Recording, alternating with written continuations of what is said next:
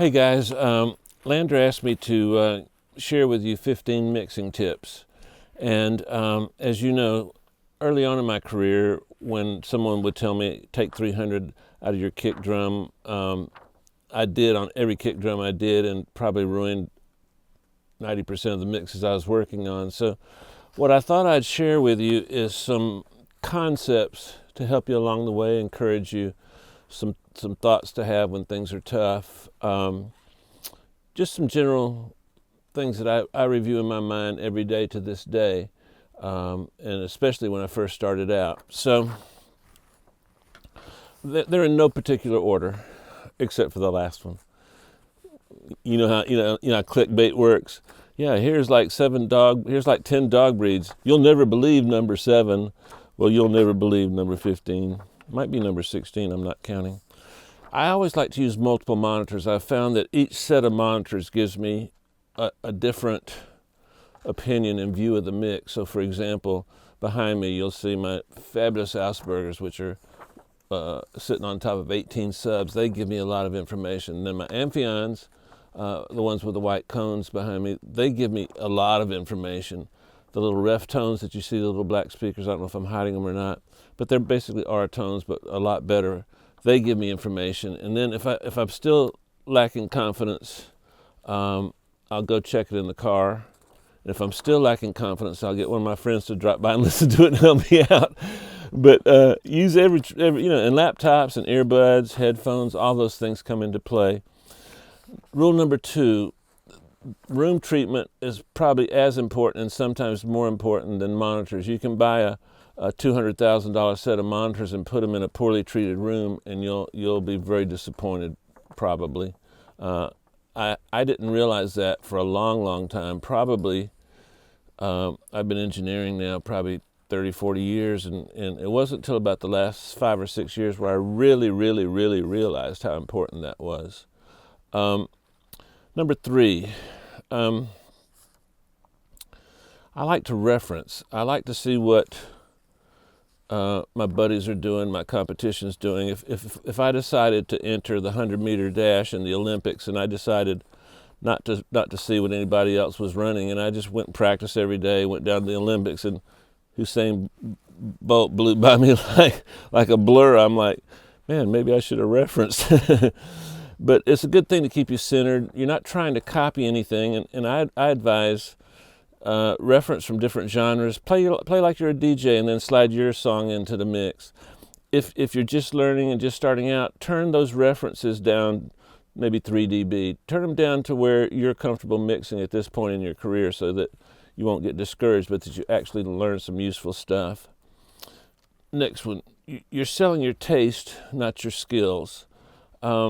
I'm constantly surprised when I've done something that I thought was really cool, like a cool delay, and I'm with my client, and we've been listening to the mix for a couple of hours, and then and my ego kicks in, and I'm like, man, why aren't I getting a compliment on that Grammy-winning delay? And so I'll solo it and say, hey, what do you think about that delay? Oh, I never heard it. So that was my double take in camera number 2. So it's about your taste. That's what people can feel. They can feel vibe and energy and emotion and things like that. So focus on that.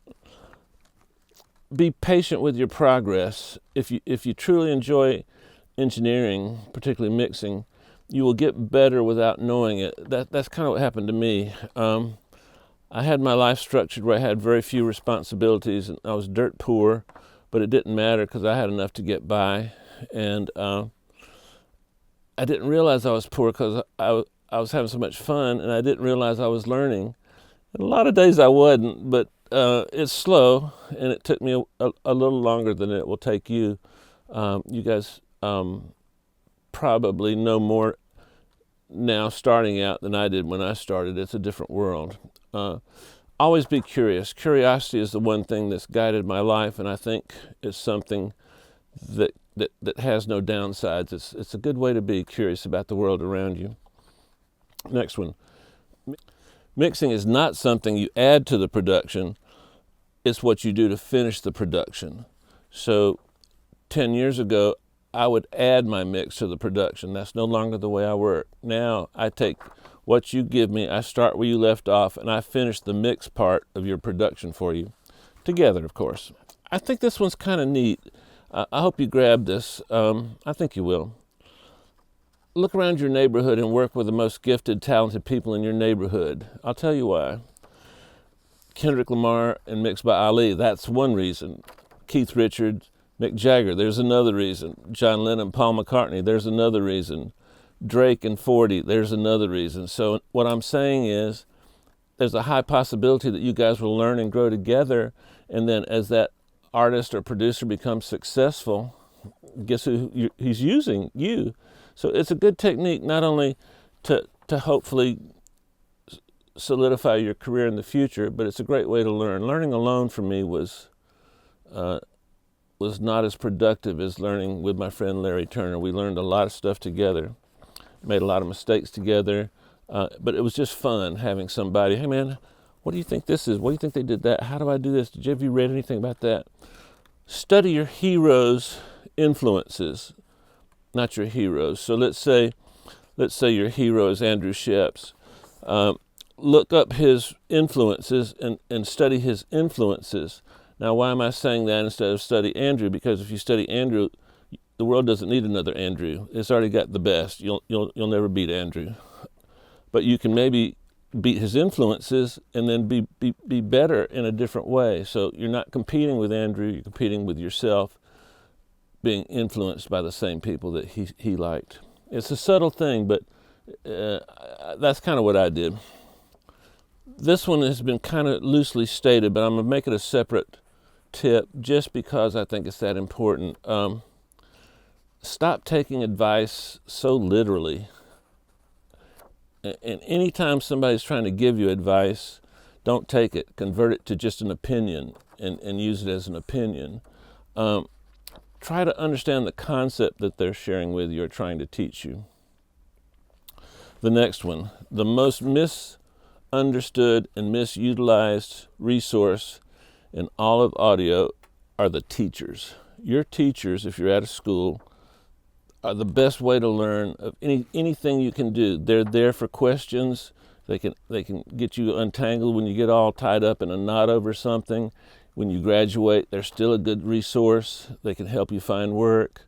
They're every teacher I've ever met was dedicated. They don't get paid a lot of times, and that's the best resource you've got, even better than anything on the internet. Repeat after me. Teachers are the best resource we've got. I started by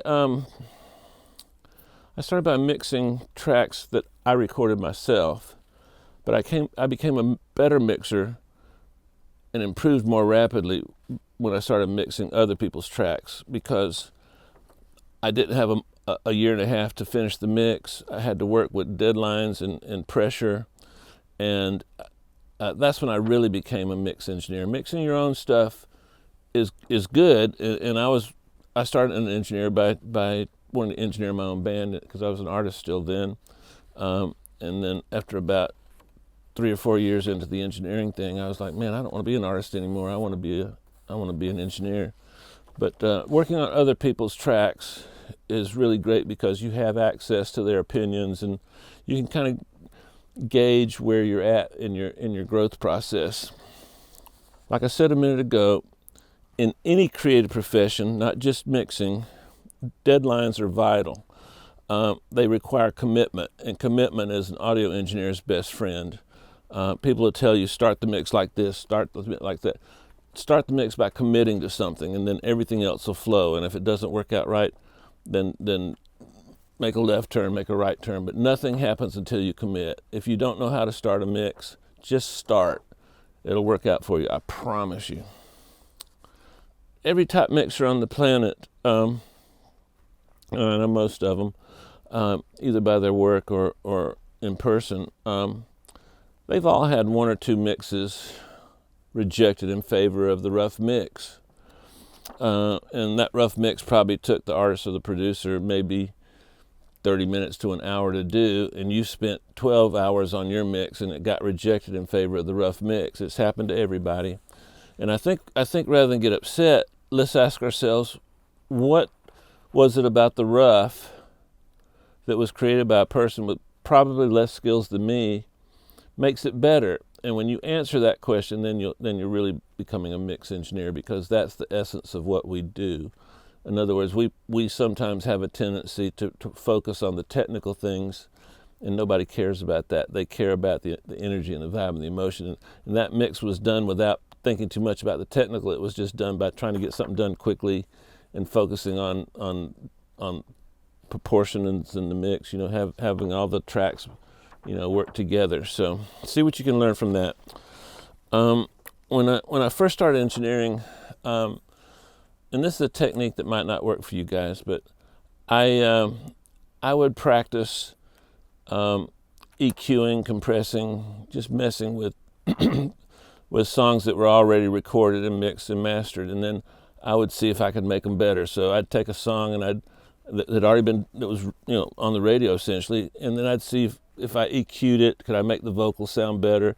Every once in a while, early on in my career, I thought I was making the vocal sound better, but everything else in the mix sounded worse. Or I'd try to make the bass like thunder, but now the whole you can't hear anything else in the mix but the thunder. And I did that probably for about 3 or 4 years, at least. I'm guessing probably at least anywhere from 2 to 6 hours a day or night. And I think that helped me learn a lot of things. And I will say this, some of you guys are probably too far advanced where that could help you, but some of you guys aren't. And it really taught me how to fit things together in the mix, because mixing is about mixing. It's not about individual tracks. It's not about the spaghetti sauce and the garlic and the onions and the bell peppers. It's about a plate of spaghetti. And so sometimes we forget that, and we celebrate the garlic when we should be celebrating the experience one had by eating the entire dish. Kind of corny, but I think you'll get something from that. For most of us, our quest to become not just engineers, but anything in audio started when we were kids, and we heard that one record that just grabbed us by the throat, threw us on the ground, stomped on our head and heart, and that experience was like, man, what just happened to me? That happened to me when I was like 6 or 7 years old. I was staying with my aunt in Miami, and it was just an incredible experience. So what I've tried to do is from time to time go back and listen to that song and see what I hear new in it. Because when I listened to that song as a kid, all I heard was the song. I didn't know what a drum was. I didn't know I knew what instruments were, but because I come from a musical family, but I didn't hear the EQ of the vocal or the fatness of the kick drum. I heard a song.